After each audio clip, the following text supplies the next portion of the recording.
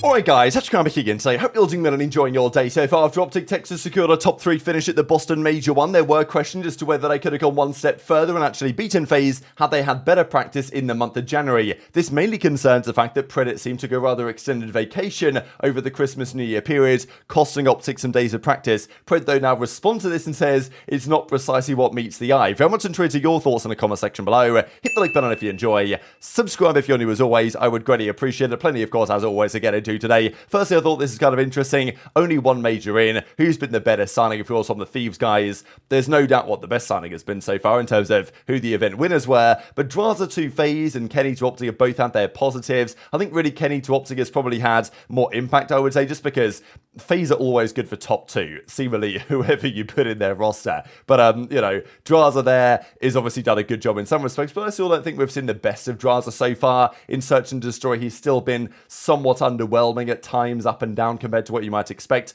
but maybe that's just what you expect when you join FaZe, because there are only so many kills to go around, but I still think there's more to be said on that. Kenny to OpTic has, I think, been more impactful and has been probably OpTic's best player 60-70% of the time so far this season, in and out of the game. So I'd lean Kenny's way for now, but to be fair, FaZe outplaced OpTic, and that was the question that Drazah had going into the season, was that, well, I could have joined OpTic instead of Kenny, but Drazah turned that opportunity down, goes to join FaZe instead. I like this shot, actually. You can see the FaZe up on his, the shadow on his face. That's a really nice shot. Possibly Joe Brady's work if Jake Hells has anything to say about that one. This also from Benji Nassimi put together his tier list of Sunday regulars, potential contenders, and also teams that need to make moves. We talked about some of the changes being made earlier today. The likes of Heretics are getting involved. We don't really know. Boston say they're going to stick it out, which is interesting. And then we saw these other teams also in the conversation, missing pieces. These are basically the teams that Ben thinks need to make moves for sure. These other teams may benefit from one. And to be fair, Subliners can't be in the same tier as, you know, OpTic, given the performance this past weekend's getting top 12 of the event. So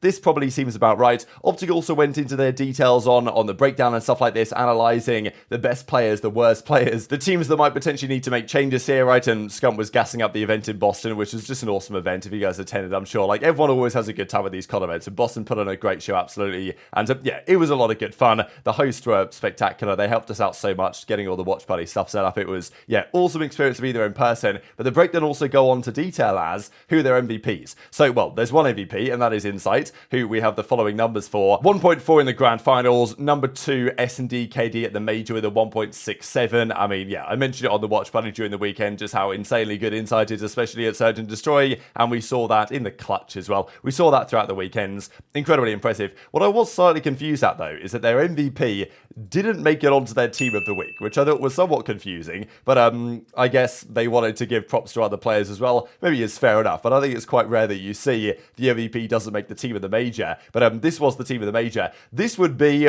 a disgusting team. I mean, imagine this team was actually a roster. Now, not to say they'd be better than current Ultra, just because Ultra have the chemistry and the teamwork and whatever, but still it's worth talking about, right? That imagine you had Scrap and Cell as your ARs, and then you had CleanX and Simp as your SMGs. It actually works, right, from both sides, just in terms of the way the ARs work, the relative pacing of the players, that, you know, it's kind of incredible. But I think this is probably justified, right, because there were 2 teams this event that were far and away ahead of everybody else. You know, Scrap, CleanX, they were all fantastic, as were most of the FaZe guys. So it's like you either put this team of the major together or you drop Cellium for Insight, but then it feels kind of bad for Envoy because you're just putting 3 Ultra players plus Simp instead of Envoy. And Cell obviously was also the number 1 KD player of the event, and we'll see that here in a second. So this is what they put together. Also, though, I thought this is kind of cool. They put together their up next list of players that definitely should be considered. These are definitely players that are being considered. ErikBooM back to Miami. We talked about that earlier today. Asim should obviously be in the conversation, but I think for certain teams looking for some slaying prowess, they all go more for Kremp than for Asim based on the rumors we heard about Los Angeles Thieves.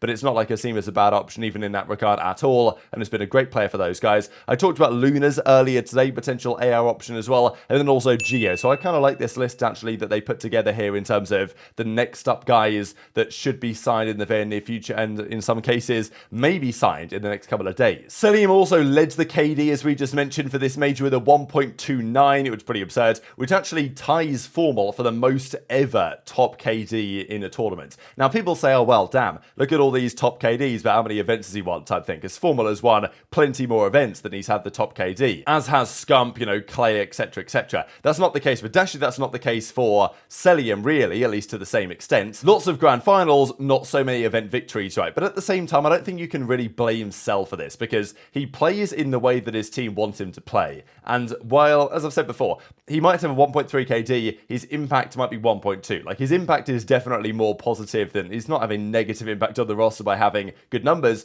but I do think his KD kind of outweighs how impactful he often is on the map, but doesn't mean he's not impactful necessarily. But also, that's clearly the way that his team wants him to play. Like, if you've got an issue with Cellium's playstyle, probably bring it up with Crowder rather than bring it up with Cell, because, you know, they've done this for years and it works, getting them to Sunday. Once they get to Sunday, sometimes there are questions, but even then, I mean, Cellium was kind of the only man I thought that really kept them in the series against Toronto in the winners finals, the fact that he took over that control. But yeah, Cell is going to own this record outright in the very near future, which is going to be kind of remarkable. And also, Cell is on his way to becoming the highest ever 1.0 plus KD streak of all time, but he's a long way away from getting there, because he's done like 20 events in a row, Cellium, with a 1 KD plus, but the record of Scumps is like 47, nearly 50, and that's at this rate of the amount of matches, or the amount of tournaments we have this season and potentially future seasons.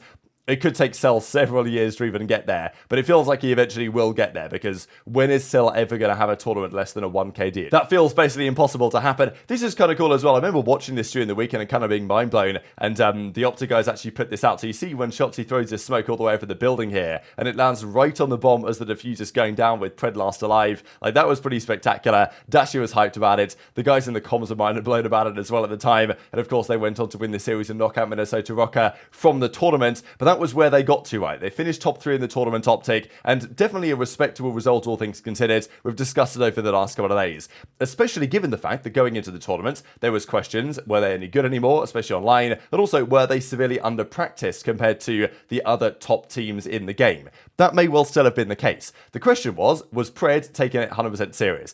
This was the tweet, really, that got people, not annoyed exactly, but I think that after this tweet and after what happened at the start of January, there was a general feeling that Pred had gone back to Australia, he'd taken a long vacation, he'd taken time off over the Christmas New Year period, whereas other teams, such as, shall we say, FaZe, were back into scrims 2 days after Christmas, 3 days after Christmas, something like that. So OpTic definitely took more of a break, it seemed, over that period. Maybe OpTic just felt going into New Year's that, they'd made progress online, they were great at the end of the Christmas, kind of just before Christmas, they had a couple of big results. They probably thought, all right, we're in a great position, we can beat FaZe and Ultra when the time comes. But they, the game changed a little bit, not as substantially as it has done now, but there were changes to the terminal spawns, a couple of other things as well, and they did feel like they were somewhat behind at the start of January because maybe they lost some practice. Pred says, though, don't read into it too much. It's not a massive deal. Sure, he took a bit of a vacation, but he wasn't the only man to do it. But yeah, Ultra played really well, man. Shout out to them, dude. My boy Ernie and those guys have really good fundies, man, and they played the game really well.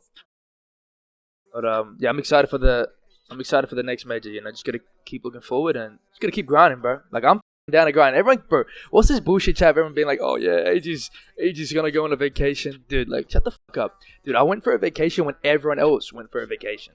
We scrimmed 2 days later than other people. Well, 2 days late. Everyone's just gassing it. And, like, this event was like good for like shots. You know what I'm saying? I should have posted, like, you know what I should have done? What I was gonna do? I was gonna troll, and like today I was gonna post like a video of me on on a boat. You know what I'm saying? I was gonna post a video of me on the boat just to troll. Oh, didn't y'all play sub base before LAN? I mean, I'm not gonna lie, dude. Like, we randomly just got hella good at that shit. I'm not even trolling. Like some scrims, like before, like some scrims at the tournament, we were like 30-point clubbing people. I'm not even trolling. Like, we were 50-point, 30-point clubbing people, like multiple hardpoint maps. Like in the winners round 2 to get to the winners final, like. So I thought Pred's response was kind of interesting, really. Now, I've also got to say, it's not like this is the first time for Pred. Pred was doing this, not exactly doing this as if it's a terribly bad thing, but he was quite often, you know, go home and stuff when he was on Surge. It's not a brand new thing for Pred, but it's just now you're on OpTic, people care more, people watch more, people want to know what's going on more, and if the team doesn't perform as they weren't performing online, then questions are going to be raised. But Pred says, look, we only missed 2 days of practice compared to the other guys. It wasn't just me that stepped away, it was also the rest of the guys as well. So, you know, which maybe is fair enough from Pred's side, but also doesn't necessarily excuse the issue, right? At the end of the day, these other teams seem to be taking it more seriously. OpTic took a big break.